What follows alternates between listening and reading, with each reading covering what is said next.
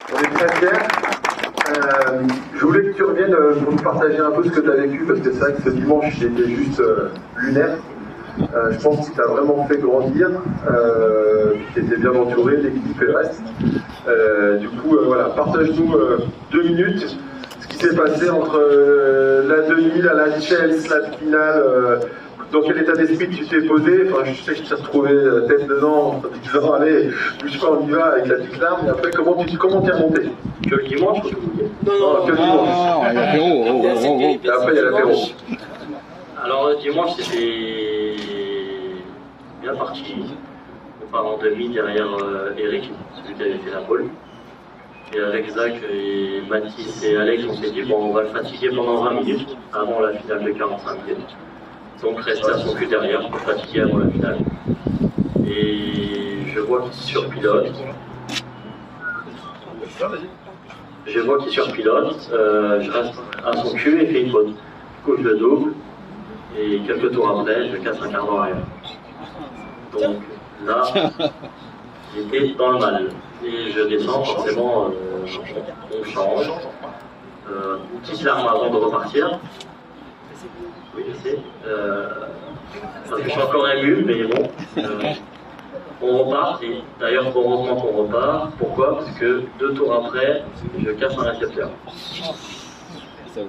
Alors que si on n'était pas parti, en last shot, on aurait cassé le récepteur après 2 tours, on était parti.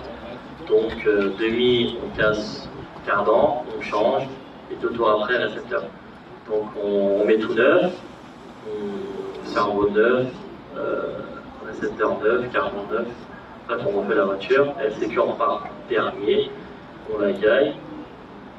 Alors, avant de la gagner, juste pour rappeler et pour remettre un peu d'ambiance, Hugo part dernier, 12 ou 13 je pense, c'est ça.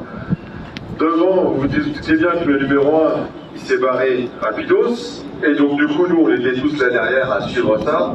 Et là autour du terrain c'est noir de monde, et il y a une ambiance, et en fait qui le pousse et qui le tire, à chaque fois qu'il passe quelqu'un, on commence à lancer une ola devant, et en fait ça prend de l'amplitude, et je pense que ça t'a encore un peu poussé jusqu'à la gagner, et la victoire elle était juste fabuleuse. Tout chauffé, surtout quand j'ai doublé sur la triple du milieu.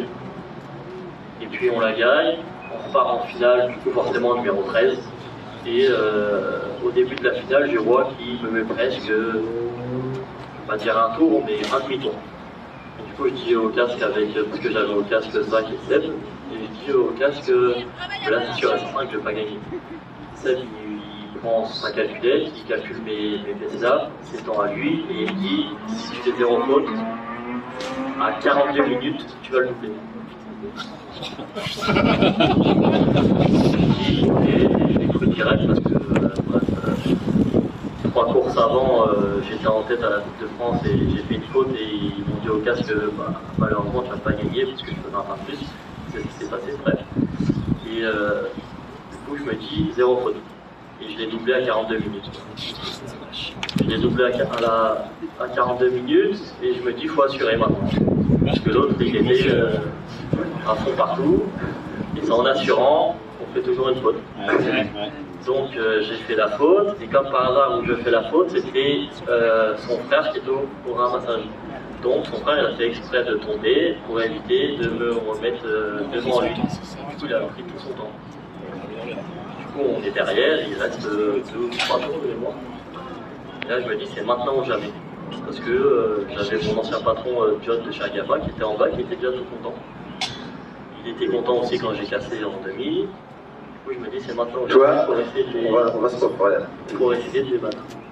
Et dans le dernier tour, je vois, il assure, je remonte. Et là, je double sur un enchaînement. Puis je fais la corde et dans les derniers virages, je le passe et je gagne. Allez, bravo à Hugo, on peut le féliciter.